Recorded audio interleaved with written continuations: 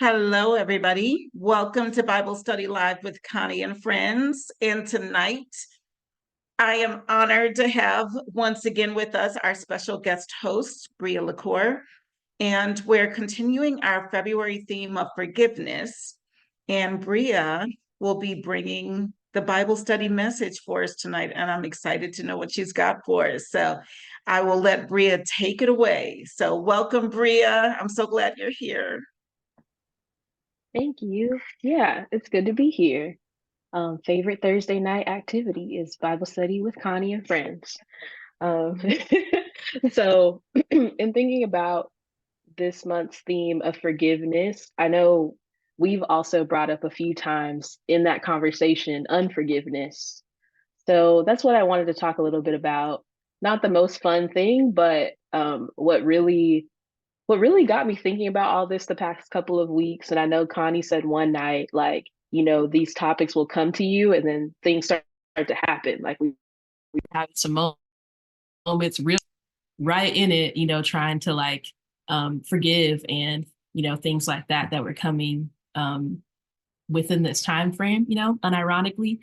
And I saw this video that where this woman, it was like a real, I won't disclose the person, but like they have a large following. And they basically said, hey, you don't have to forgive. Like, they're like, there are some things that you just can't forgive. And like a bunch of people underneath her post were like, yeah, you're right, and I was just like, what is going on?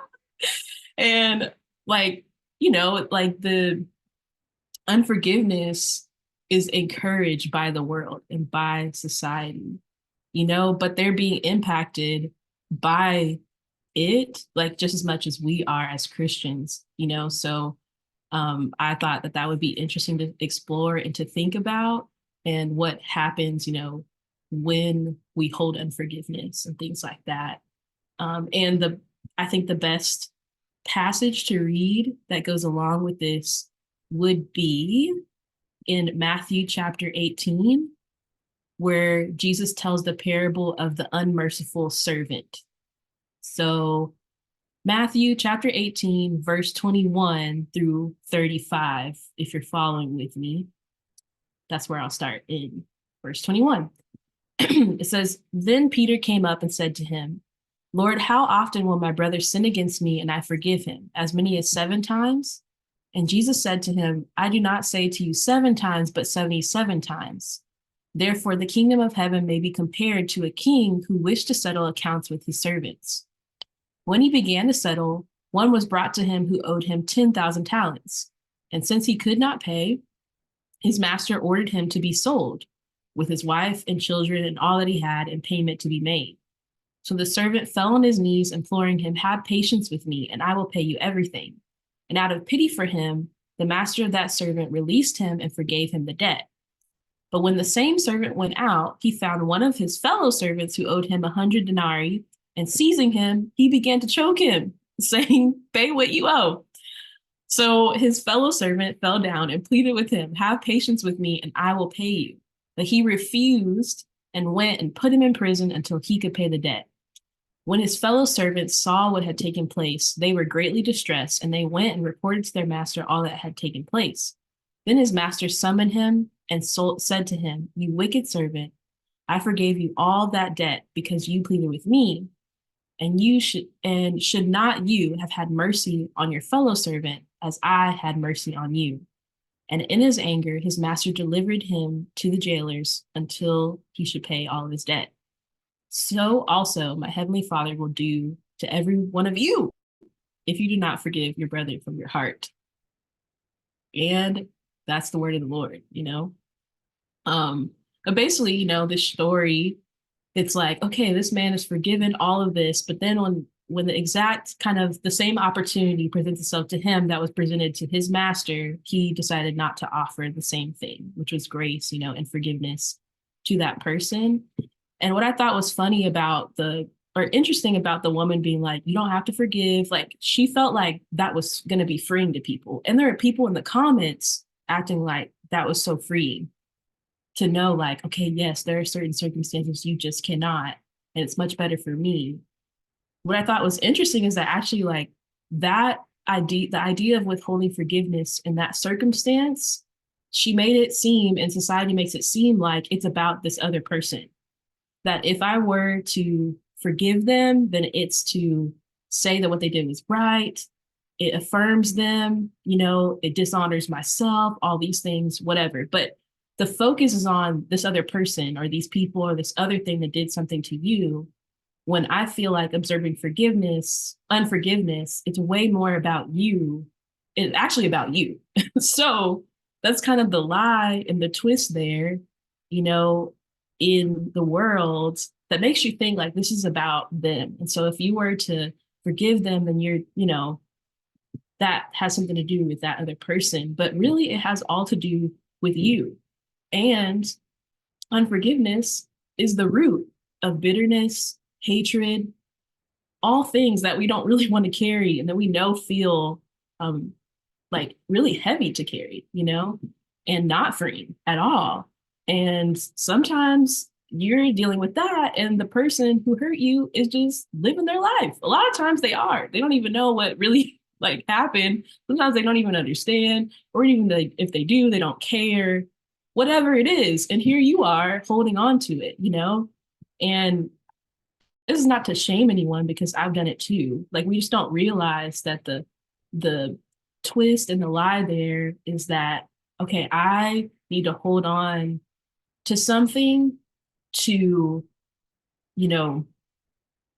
I don't know, prove something about this person to say that it wasn't okay, when all it does is, put you in your own prison, and it traps you.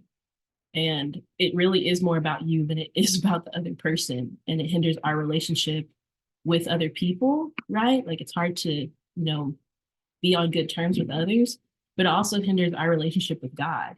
Like if you're not able to understand what forgiveness really means and what unforgiveness really leads to in your life, I would think you would have a hard time feeling even forgiven by God yourself, and I think a lot of it is about justice and like what feels like, you want to get yours, eye for an eye or whatever else. But justice is ultimately God's, and people are held accountable by God. And we can trust in that. Like we can know that. We can know that even if they never realize the gravity of what they've done, which I think is what you kind of talked about last week. Like they may not know what they've done. And sometimes people do, to be honest. But sometimes people may not have realized that gravity. And yet you have to know and be okay with and actually can celebrate and enjoy that God is the one who handles this.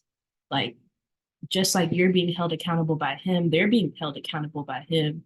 And, we have a hope that says that one day God will make everything right. One day he'll wipe every tear from our eye, right? These kinds of things, like we can look forward to that hope, but that's not just a long time from now, that's also right now. And we mentioned before in one of the other studies this month, I mentioned that, man, now I'm forgetting it. Oh, that God helps us to feel it. Because it's not really a feeling, it really is a choice that we make. And then we have to ask God to help us to walk that out. And so if that takes, like Jesus says, one time, 77 times, you have to continue to walk it out with God's help. You're not alone in that, I also saw a few interesting quotes, a couple by C.S. Lewis. One said, to be a Christian means to forgive the inexcusable because God has forgiven, excuse me, the inexcusable in you. So to be a Christian means to forgive the inexcusable because God has forgiven the inexcusable in you. So we've already, mentioned before that like the person who is forgiven much, loves much. Or in other words, you forgive because God first forgave you. And so you can extend what's been given to you to other people. But it requires, really understanding that and then being able to give that to other people. And so we know we have to have the right definition of that. Like, and so I think kind of getting in our minds that this unforgiveness is less about this other person and us needing to make that right or, justify things.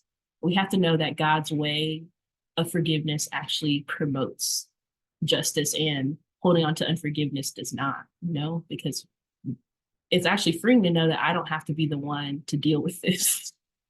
I don't have to be the one to hold somebody accountable.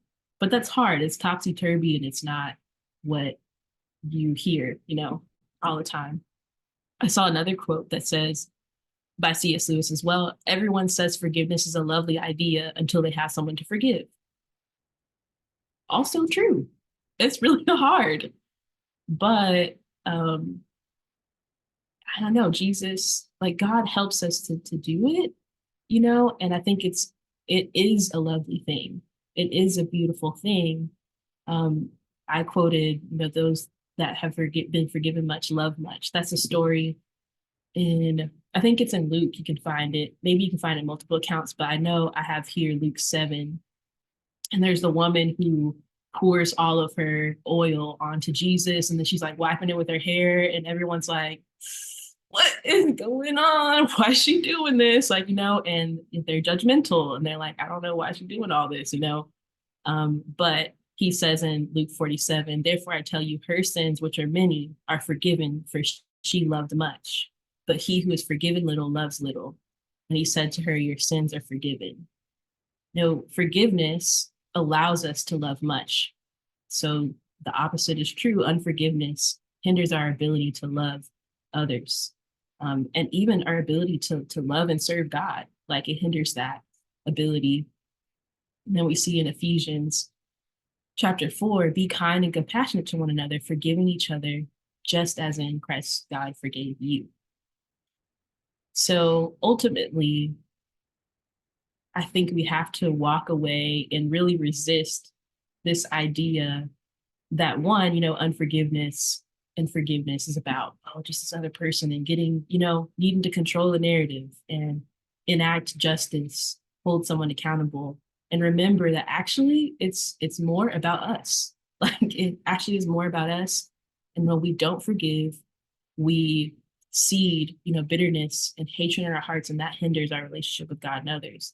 It puts us in a prison of our own making, really. And the only person that can let you out is you at the end of the day. God's already extended forgiveness to you. All you have to do is take it, and then same with giving it to others. All you have to do is give it, but God will help you to do that. And I think a crucial, if you're looking for something practical or steps in this, I think it really is prayer. It really is bringing these people to God, bringing your true emotions and feelings to God, because he understands and because he gets it. And when you think about last week, how we talked about Jesus on the cross saying, forgive them for they know not what they do. Like that was that moment where he was talking to his father and telling him like, oh my goodness, what is going on? Yet still, God, forgive them, help me to forgive them. And so, getting in prayer, speaking with God about this person, about your emotions, about how you feel, and choosing to the act of forgiveness and saying it out loud, in your conversations with God as many times as you need to. And even saying the words like, I release this person, as many times as you need to. And knowing that God will help you to eventually feel the impact of that and the freedom of that is, I think the key. So any thoughts? Anyone else? Thank you so much, Bria. So when you were talking, a couple of thoughts occurred to me. First, I want to make sure I get the right Ephesians scripture. You said Ephesians 4 what? 32. 32. Okay. And then I've got Luke 7, 47 and 48, and Matthew 18, 21 through 35. Are those correct? Yes. Okay, good. Making sure so I can put it on YouTube when I add it there. So a couple of things. One was years ago, and Gina, it's actually Gina's story, except it affects me. So I get to share it in the story, even though I wasn't there. There was a girl in our neighborhood who bullied us relentlessly. And then, we moved out of that neighborhood and, we never saw her again, basically. But years and years and years later, Gina happened to see her in a store called Meyer in Michigan. and she was pulling her oxygen tank behind her. And I don't know what she was sick from. She was our age and maybe a year older, but right in our age group. And she recognized Gina immediately because Gina's face has not changed since she was 2. And so she saw Gina and knew who she was. And she started crying and asked for forgiveness and basically said, I know that I'm dealing with this health challenge, whatever it was, because of how I treated you and your sister. And she asked for Gina's forgiveness. And Gina immediately forgave in that moment because, I mean, whether that was true or not, whether it was the law of reaping and sowing, we don't know. But we certainly didn't want to, like you said, I don't want to be the one in charge of meting out judgment. Like, I'm so glad that's not my role. Like, that is not my job. And whether that was that or not, we certainly didn't want that to happen. I mean, we grew up. We're here. We're living. We're doing fine. And so, Gina called me afterwards and just her sweetness about the way she handled it with the woman and all of that and did her best to reassure her and let her know she was forgiven, just showed Gina's heart. And she spoke for both of us, knowing I would have felt the same way. I would have done the same thing. And so I was grateful for that. And then it also reminded me of a situation that I did deal with where I was in college and this one particular school year, this group tormented me. They intentionally tormented me. We had been friends, and then they got mad because I got elected president of the Black Caucus. And they wrote the names on my dorm room door. And I mean, they did all the stereotypical bully things. And one of the worst times was I was holding a meeting with the Black Caucus, and I always provided some refreshments. And they came running in like a pack and just snatched all the refreshments and ran out. And just looked like, and I mean, it was like, when they ran out, and I looked, and then I looked back at the room, and they're all looking like, what's she gonna say? What's she gonna do? And I just went on with the meeting. It's like, so the next thing on the agenda is, and we got through everything. And apparently after that, they went to some of the people in the meeting and said, what did she do? What'd she do when we grabbed all the stuff? And they said, she didn't do anything. She didn't say anything. Like, they were waiting for me to react and to, that son of a biscuit eater, blah, blah, blah. And I didn't go there. So the next year, my next college year, I happened to see one of the guys. It was just before college had begun, and I'm walking down the street, and he comes toward me, and I'm like, now what? And he stopped me, and he burst into tears, and he said, I want to apologize for how we treated you last year. There was no reason for that. I can't believe what we did, and we were so cruel, and you never said anything. You never did anything. You never responded in kind. You didn't even talk about us. And which that whole, heat burning coals on their head scripture of when you're kind to your enemy, like, be kind to those who persecute you, like, which I know it seems, like you said, counterintuitive. It feels like it's not going to work to show them the error of their ways, but it doesn't work like that. All that does is give more fuel to their fire. And by not doing that, it took all the fuel away. And of course, I forgave him as he stood in front of me and cried. And I said, of course, I forgive you. Like, I didn't know what are you going to do? I forgive you. He was tormented. He was tormented by that. And that made me really sad. Like, you spent your whole summer thinking about all of this. And the other woman spent years, like, the fact that she got sick and thought it was because of us, and we were way grown at that time. Like, I don't know if I had a child, but Gina had 2. Like, we were way grown at that time. I don't think my baby had been born yet. I don't think so, but it was close. So that means it was 30 years, 20 years, 25 years. Like, it was years of what she must have beaten herself up for. And it made me so sad. So anyway, so those were the first 2 things I thought of were real-time examples. The other thing I thought about was when, the parable of the unmerciful servant, and how, it says he was sent to prison after he was so unkind and so unforgiving. And it said tortured in my book. It actually says tortured. But I thought about that. Like, what if that moment that we chose not to forgive, God was like, okay, I'm gonna take a little piece of flesh for every time you did something then. I mean, we would be, first of all, we'd likely be gone. Like we'd have no flesh left. But imagine if in that moment we're like, oh, I'm not forgiving him because he was way wrong and blah, blah, blah, blah. And he was like, really? Because forgiveness is, you don't get a choice on that.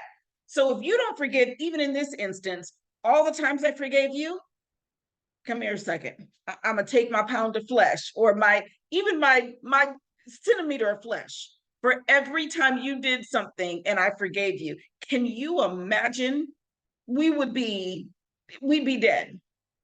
We'd be dead because we'd have no flesh left. And so, it occurred to me, what if that happened? What if the moment we, like that woman posted, the moment we decide we're going to go public with, we don't have to forgive. What if God was like, really? That's what that feels like. Like, imagine. Thank God, it's not my job to mete out justice and judgment. I'm not doing it. It's not my job. But I tell you what you said also, Bria, about speaking it out in terms of that forgiveness. I was doing that today. I was saying out loud, Lord, I forgive this person. Help my heart heal and help my heart forgive. I am acknowledging that this person needs my forgiveness. Like I need to let this go and forgive this person. And, and because part of me writing that moment, here's what had happened. I was like, oh, they're talking about the worst relationships you ever had and all of that. And so I was like, oh, I'm going to post about, what this guy did and why we stopped being friends. And God was like, what is the theme of this month? And I was like, oh, just set that down. Okay. Sorry, my bad. I mean, literally called me on the carpet I had phone in hand, was ready to go. It's like, really? Really? 10 minutes. He's just gone. Anyway, I didn't do it, obviously. So thank the Lord. But then I was like, Lord, please help my heart. Just forgive. I don't want to think about it, I don't want to think about posting about just, Lord, please, please, I forgive. Please help my heart to feel the forgiveness in Jesus' name. So anyway, those are the things that came to me as you were talking today. So thank you for that. And oh boy, God does not play. He does. Something you were saying, I was like, now I need to go look this up after. Like, what are the physical effects of unforgiveness? I'm sure, I mean, I've been sick, like even when I was like younger and I would just do something and I like lied to my mom, I was sick, like just like holding on to something and just not. So I'm curious. I'm sure someone's done studies on that. So while, the person that you guys forgave, what, like you said, like it may not be one to one, but like there are results of the stress and the, all of that comes from those things that can show up in your body, can show up in other ways. And when you were talking, I also was reminded of like, I remember one time this guy messaged me on Facebook and was like, hey, I just want to let you know, it's a long thing. He was like, I'm really sorry for what I did, blah, blah, blah, wasn't right. It was like years ago or something. And I was like, what did he do? I said, what? What did he do? Lord, help me. And I think I was already following God at that time. And it was like, well, I guess I forgave him enough that it's gone now. Like, like, yeah. And I know that this whole conversation, like even on that Instagram post I saw, a lot of the people were hurting in the comments. They were like, there were really horrible things that happened to them, and so they feel like, how am I excusing that? But I don't think God, like, obviously, because he is the one who holds the judgment, he is the one who holds us accountable. It doesn't go without judgment, without something happening, like we don't know how it's going to show up in that person's life or what's going to happen. It's between them and God, you know what I mean? And I know that's really difficult for people. And we talked about that too, like just these moments where you saw acts of violence and then people forgave and like how people thought they were crazy for doing things like that and that whole discussion. But I remember just thinking like, I don't remember what this guy did. Then I kind of did. And I was like, it's so interesting how I just didn't really feel anything anymore. And it was I remember it was a painful thing, but I just was not feeling it anymore. I guess because God really, really helped me. And, but that had been obviously on his heart for years. It was that was something in high school. We were like you said, way past that, So it's interesting. I have my God urn. Gina knows about this, but I have my God urn. And when I'm struggling to let something go, whether it's to forgive someone or to let go of a hurt, even if it's not that I necessarily need to forgive them, but maybe there's just something that I'm worried about. And I can't sleep. I can't think. It just keeps rolling around. I write it on a piece of paper and I fold it up and I put it in my God urn. And the thing is, the physical act of putting it in, and you cannot take it out. It just stays in there, and it's there's something physical. And I heard a pastor talk about this years and years ago, so I tried it, and it works. When you give it to God and you don't take it back, it has a really amazing, miraculous effect. And so what I normally do is way later, like years later, I'll dump the stuff from the urn and say, okay, what did I put in there? There are things I'm like, what am I talking about? Like, that situation, who was person's name? Like, there are people I don't know on there. There are situations going on with somebody that I can, like you said, like, what needs please apologize? I don't even, and thinking this plagued me to the point that I had to write it down and put it in the God urn, and it is gone.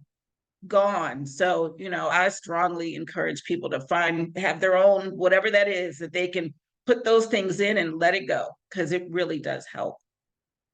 So, sister. Yes. Can you hear me? We do. Is there Okay. anything you want to share? Yeah. So I was looking for the quote. I couldn't remember what it was. The quote that unforgiveness is like drinking poison and expecting the other person to die. I mean, I do understand the feeling of I have to hold on to this anger. I have to hold on to this judgment because what was done was so egregious, and I get it. But the reality is, like you said, most of the time that other person is living their lives. They don't know. Um, if they're good people, they may not have known what they did. If they're bad people, they don't care what they did. And then there are people like our friend Lisa who was carrying that and devastated. And I had an issue with the first church that I belonged to, one of the pastors there, and he allowed one of the groups to become very hateful and harsh, and he kind of joined in on it, and we ended up leaving that church. And before we did, we made it known why. This was the behavior that was very painful for us. We were the children's ministers and blah blah blah, and years later, because we went back to the church for something, it was Paul's church he was raised in, and he had retired, but he was at the event, and this pastor was there, and he was sitting and just looked devastated. He just looked dejected, and I didn't know. I don't hold on to things very well, negative things very well like that. So I couldn't even tell you what exactly they had done. I remember there was some ugliness, and it resulted in us leaving the church. And somebody told me, yeah, you see Pastor so-and-so again. They were like, yeah, he was really nervous to come here because you're here. And I was like, because I'm here? And he's never really forgiven himself for how that went. And he feels like, you must hate him and you're justified in hating him. And like I said, I was like you, Bria. I was like, what did he do? I can't remember. I remember there was a thing, but I don't remember. Because we left, right? If we hadn't left, I probably wouldn't even remember there was a thing. And so they said, yeah, he's really struggled with it through the years. He really didn't want to come today because he just felt that you had reason to hate him. And I just was like, so I walked over to him and he saw me come and I could see his eyes like, he was stressed. And I just bent over and kissed him on the cheek, gave him a little hug. And how you doing? He was just like, I'm good. I was like, oh, it's good. Good to see you. I hope everything is okay with you. And kept on walking. His wife came over to me in tears. Thank you so much. You don't know what a burden this has been to him, how heavy this burden has been, how much he's carried the guilt for that. I was just like,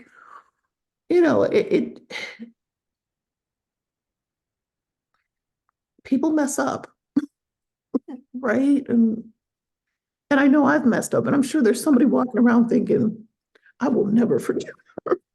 No, I probably don't know what it was, right? I stepped on their thing and kicked their puppy, and I don't know. And so, what you're saying is just so.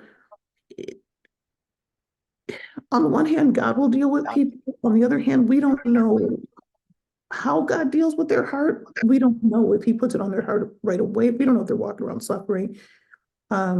But it's not for us, like you said, Bria. That's not for us to determine. It's not for us it's not up to us to extract justice. It's just not. It's up to God. And when we are in a position, like the parable that you read, when we're in a position to dispense forgiveness, I hope we always choose to. It doesn't cost us anything, and it might, if you really are hold on to it, you might feel it, but boy, it'll free you up later. I mean, it'll free you up, especially if the person is hurting like that, looking for forgiveness and not thinking they'd get it. Or anyway, yeah, the few times in my life, your words have really hit true, because the times in my life that has happened where someone has felt bad, and I wonder when a thought, when you ever have one of those thoughts of like a memory of somebody who did you wrong, and it'll come up and you'll be like, I remember that was wrong. That was all kinds of wrong. And I always wonder, I wonder if they're carrying it around like that pastor was, though, or like that might, I can't even be mad because I don't know if they're suffering for it way more than I am. It just bubbles up like a thought every now and then for me. They might really be carrying this around in a way that they can't resolve it because they can't find me, or they don't think I'd forgive or what. Yeah, I'm okay. Yeah, that was wrong. I'm gonna let it go though. I have a much harder time letting go of the things that I think I might have done to someone. Much harder to turn that forgiveness around and forgive yourself, because I expect better. Right? But you know what, Gina? First of all, what you said, I needed to hear that. First of all, let me first say, I really needed to hear that, because that also helps me, whether it's true or not, it helps me with forgiveness for those people. If I imagine that they're walking around tormented because I have not, or they think that I have not forgiven them, and they know what they did, and they're feeling guilty, and they're, wondering if this pain or that disease is caused by whatever they did, that it also helps me, even if I meet them and if I see them and they're like, whatever, I can still feel it, because I know at some point they'll still get there. So it's Father, forgive them, for they know not what they do. But that helps me just in the moment of those people where I'm struggling a little bit to let that last little dredge piece go. If I think about the fact that, what if they're tormented because I haven't, or because they think I haven't? So number one. But number two, the one thing, and it's not easy. I actually had this conversation on a prayer call yesterday. The thing about the choices that we made, the mistakes we made, the bad decisions we made, and holding on to that, and the guilt from that, oh, I screwed that up, or I said that wrong thing, or I hurt that person, I saw them cry, I know that, or whatever it is. One of the things that helps me, and I didn't even think about this yesterday when I was on the prayer call, but I will say, in scripture, one of the things that helps me is when you read about, for instance, Saul, whose name changed to Paul, and how he was out there persecuting Christians and giving the orders for whatever. And when he had his epiphany, he didn't just leave himself in that place of torment, like, oh my God, I need to go back and ask for forgiveness for everybody, every family. He was like, you know what? It was like the adulterous woman, go and sin no more. I need to just go forward and do the best I can do going forward. And to me, as hard as it is, there are times when I have to recognize, and I posted about it earlier this week, because I was being tormented by, did my choices then and bad decisions then affect people in my life now? and how can I fix it? Or I wish I could go back and undo. Well, I can't go back and undo. So all I can do is, going forward, how can I be a better person, make better choices, do the right thing, help the people that maybe I hurt by making the choices I made before, whatever God's telling me to do as it relates to that. I can only go forward.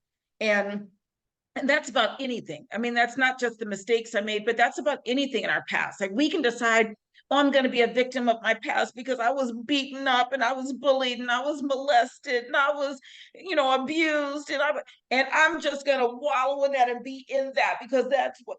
Or we can say, you know what, that happened. I'm not going there. I'm going to create an anti-bullying project. Like, you can decide whether or not you want to stay in and wallow and stay in the muck. Or you can say, you know what, that sucked. How can I use that experience to make me a better person, or to make sure that nobody else goes through what I went through? I want to make a different choice. I want to make a different choice.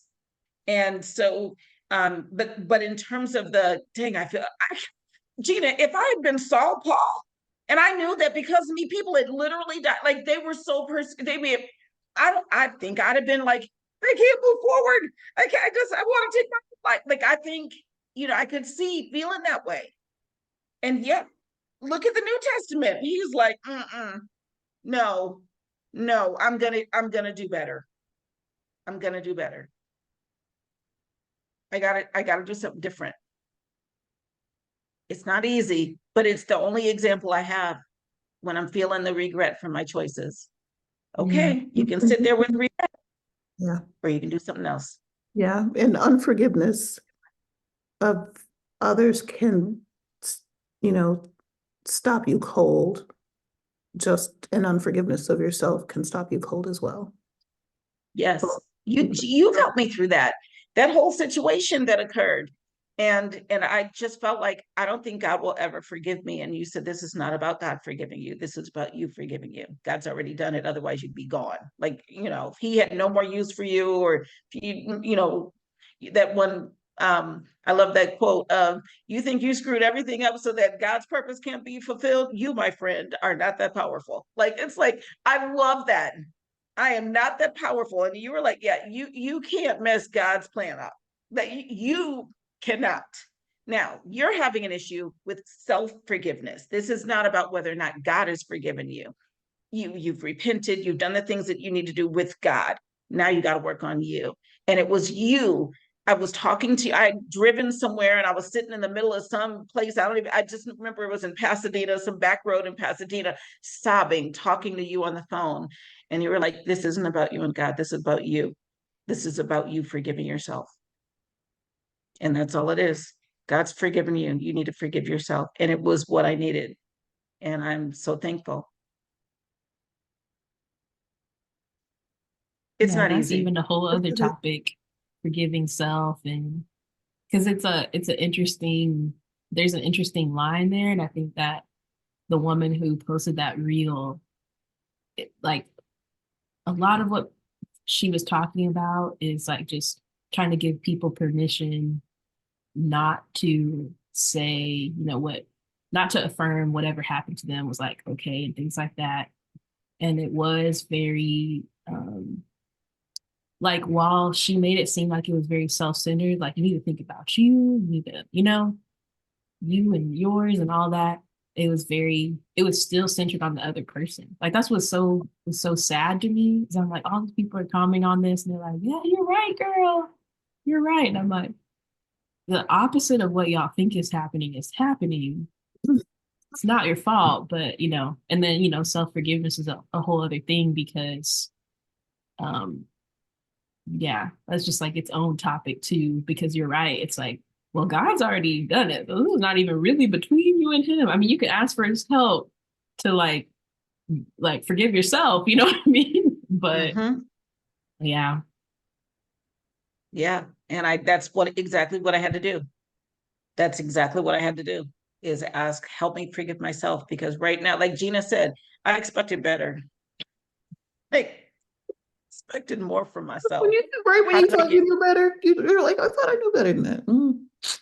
Yeah, it can damage you when, you know, you do Mhm. something that's out of what you perceive yourself to be. Right. It can be very damaging. But this was really helpful, Bria. This was a great word, and um it was very powerful.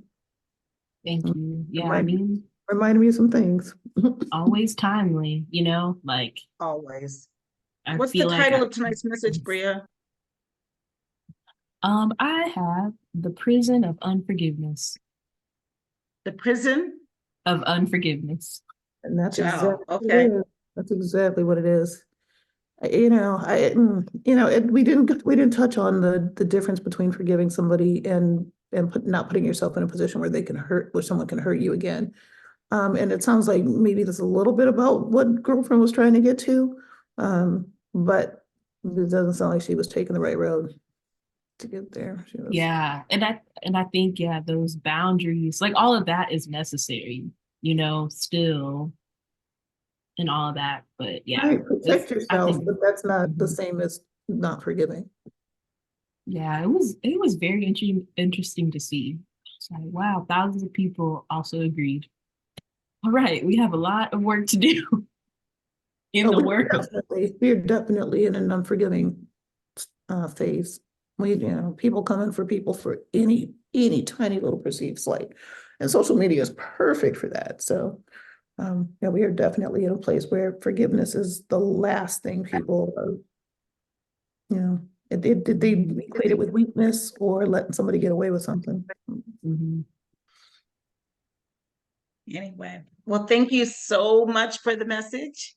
Thank you so much. And thank you, Facebook, for tuning in. And this will be posted on YouTube by tomorrow, probably later tonight, but by tomorrow for sure. So thank you so much, Bria. Thank you for leading tonight and such a good message. I needed to hear it. I really needed to hear it. So anyway, we'll see you next week, Facebook. Have a good night.